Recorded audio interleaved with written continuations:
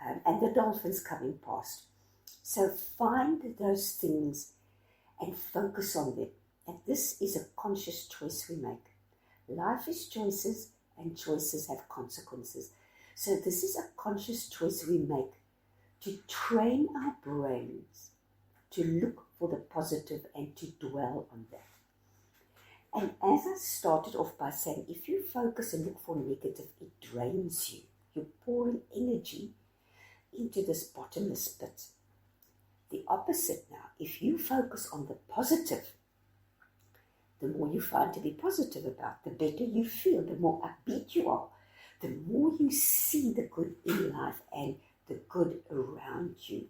And this also has an incredibly positive influence on your, not just mental, but physical well-being. We all have heard of the hypochondriac who keeps on telling people they're sick and they can actually physically present with the symptoms. But as I say, the opposite is true. And I'm not saying if you're unwell, deny this, but don't exaggerate it and focus on, well, I'm not feeling great today, but I know that tomorrow is going to be a fantastic day. If you have a job you don't particularly enjoy, don't go around saying or thinking, I hate my job. Rather, frame your thinking in, my job is a challenge, but thank goodness I have amazing coping skills. So I will conquer this. That way, we are not denying the fact that your job is a challenge, but you are framing it in a positive way. Because remember, our words create.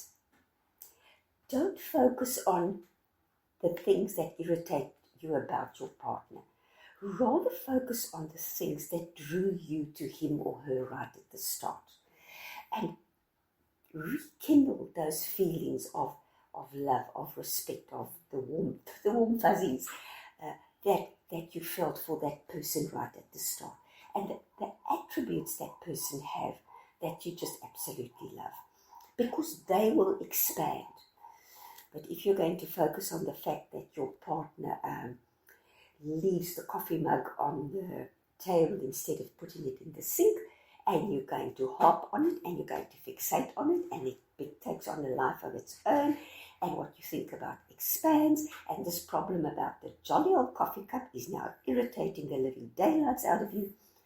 Instead of saying, it doesn't matter, it's not serious, I am quite capable of picking the coffee mug up, or I will have a nice conversation with my partner and saying, please, my sweetie, could I ask you to please take your coffee mug to the sink when you are finished? And see how that goes. And really, folks, you will find that the more you focus on those things, or you can say, you know what, I know he or she doesn't take the coffee mug, but he or she does so many other things for me, or so awesome in other ways, that I am not going to make a big deal out of the coffee mug. Because often, however trivial a matter, we can make an issue out of it. So ask yourself, I think as I've shared in a previous talk, will this matter in 3 weeks' time or 3 months' time? Many years ago, my mom had a friend who lost her husband, and this lady said, you know, I used to hate the fact that he did whatever it was, I can't remember. She said, now I wish I had that to do. So let's say it's the coffee mug. And she said to Mom, I hated the fact that he left his coffee mug on the dining room table. Now she said, I so miss that coffee mug on the dining room table. It didn't really matter. It wasn't that important. It wasn't permanent damage. So, Samantha, self-fulfilling prophecies are the things we tell ourselves and we focus on, and we find evidence to support that. So rather, find the positive. Make it your conscious choice to find the positive and let that increase. So you reset those neurological pathways to, my life is actually amazing. I have so much to be grateful for. Every day is a blessing. Just look at this and this and this and this that I have in my life. So gratitude and appreciation definitely results in psychological and physical well-being, not just the momentary feel-good. It becomes a new way of engaging with life. And the things that do challenge you, as I say, reframe them in a way that says, well, this is a challenge, but I've got amazing coping skills. Or that is a challenge, but fortunately I've got incredible communication skills or negotiation skills. Or I have the ability to not allow that to affect me because it is not worth it. That way, you also pick your battles. Because sometimes it is necessary, and for those of you who have teenagers, there's a time, there's a case to be made for sitting your teenager down and saying what you're doing is not okay, and these are the reasons. I'm not suggesting that you say, I have amazing cleaning up skills and therefore I shall continue to clean up after my teenager. That is not what I'm saying. But what I am saying, don't let that overwhelm you and you become resentful of everything that person does because all you're fixated on is the things they are not doing right. So find the things they are doing right and in a positive way address the things they are not doing right.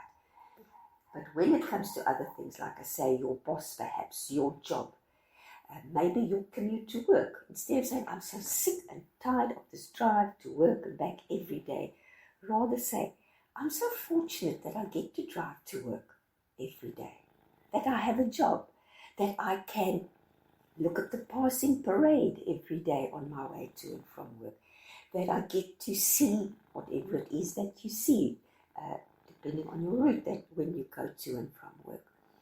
So I want to add to this as well is I think most of us have heard about the law of attraction. There's been so much said and written about it and on YouTube the last 10, 15 years, and it has really become very prominent.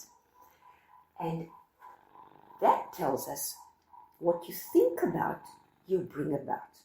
The premise of those, if you're not familiar with the law of attraction, says that everything in the universe is energy, which is scientifically correct. Even our thoughts are energy. And the energy we put out there, so if it's negative thoughts you put out there, negative energy, it will attract negative events to you. But if you put out positive thoughts and positive expectations, it will draw to you positive experiences. So even the law of attraction tells you that as you think, so shall you be. What you think about, you bring about. So we can go through a whole list of various theories, authors, and of course the scientific facts to support it, that our thoughts, our choice to focus on the positive and to be grateful has a very real and measurable impact on our well-being and on our happiness. So Samantha, I hope that answers your question. And listeners, if you want to know more about that and more about the law of attraction, please feel free to drop a line to Ryan at South Coast Radio, and we can definitely discuss that because it is so important to control what we think. There's a wonderful expression or saying or quote that says that when you change your mindset, your life has to follow. The problem is that people want to do it the other way around. In other words, they want to change their lives, their jobs, their relationships and their environment whilst holding on to the same mindset. Thus, they remain prisoners of their circumstances. When you change your mind, everything follows. When you think positive, look for positive, expect positive, your life has to change. So really, and I'm going to close with this last quote that is by James Allen, and he wrote this in 1903. So think how long this goes back, 121 years. He said, mind is the master power that molds and makes.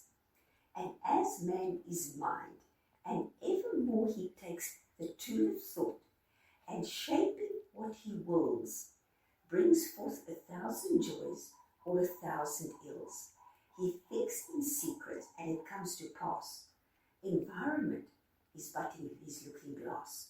So you can see even then, our great thinkers, and you can go back even further, people who think the deep thoughts, the big thinkers, have realized that your thinking determines your quality of life. Your thinking shapes your life. And you cannot change anything in your life and still hold on to the same thought patterns. So change your mind. Become aware of what you think. Be aware of your thinking, the quality of your thinking. And then hold on to your hat, because there are changes coming your way that you are going to love.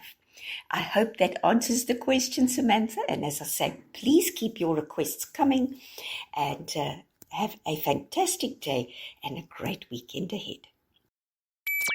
The radio station you can't live without. This is your radio. This is South Coast Radio.